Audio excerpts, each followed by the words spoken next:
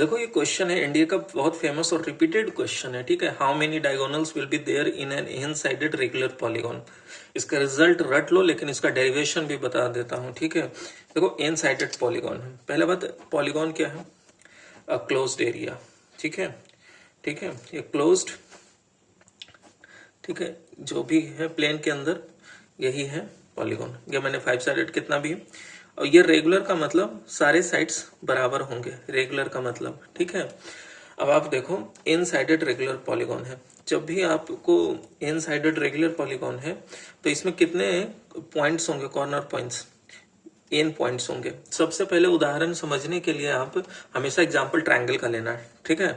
तो triangle is a 3 sided polygon, और regular polygon कहेगा तो वो इक्विलेटरल ट्रायंगल होगा। तो ट्रायंगल में देखो जितने पॉइंट्स हैं उतने साइड्स हैं। ये देखो ना 3 पॉइंट्स हुए तो 3 साइड हुए, ठीक है। तो एन पॉइंट्स होंगे तो एन साइड्स होंगे, ठीक है।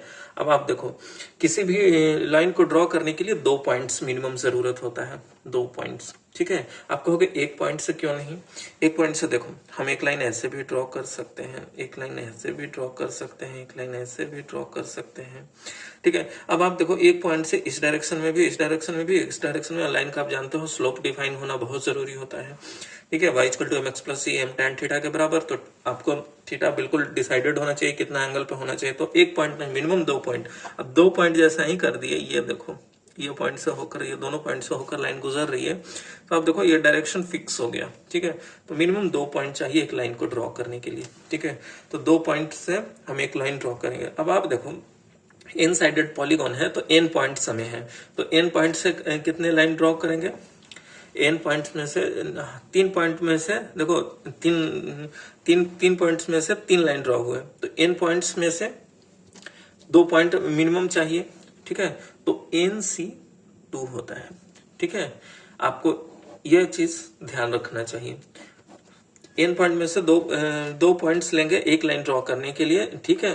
तो 2 पॉइंट एक लाइन देता है, तो NC2 मतलब कितना लाइन हमें मिलेगा, ठीक है। आप उदाहरण के लिए ट्रायंगल का हमेशा उदाहरण लो, जैसे मान लो ट्रायंगल के लिए क्या हो जाएगा 3C2, तो n factorial upon r factorial n minus r factorial, तो फाइनली ये क्या मिलेगा 3।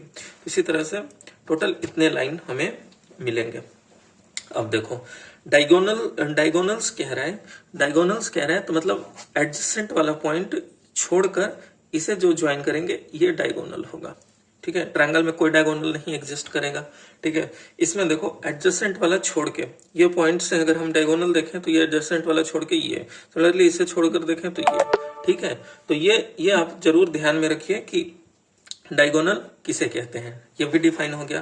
अब आप देखो NC2 है, अब आप देखो टोटल ये नंबर ऑफ लाइंस बता रहा है NC2।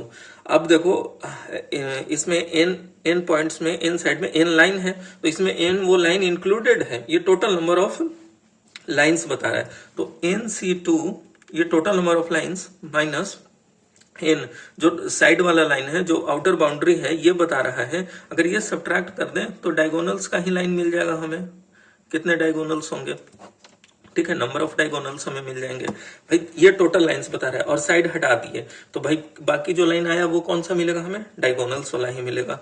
इसे अब सिंप्लीफाई करो तो number of diagonals is equal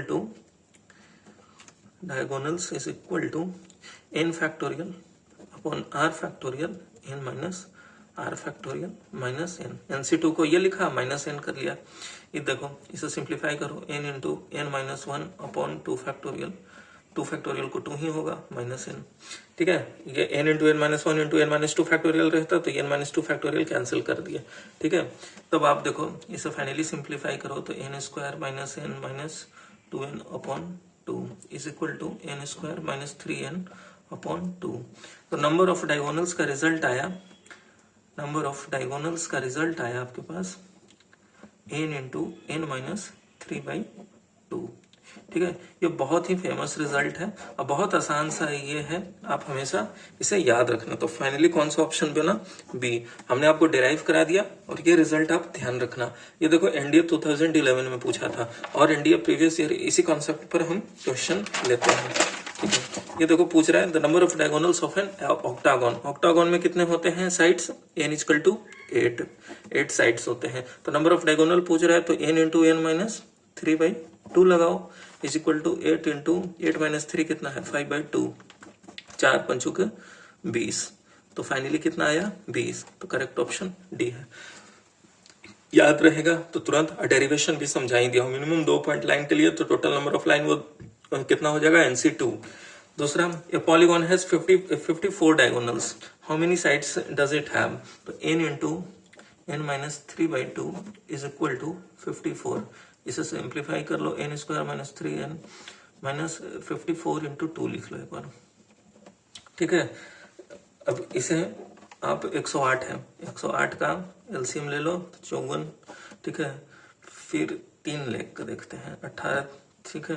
फिर 3 लेकर देखते हैं 6, ठीक है।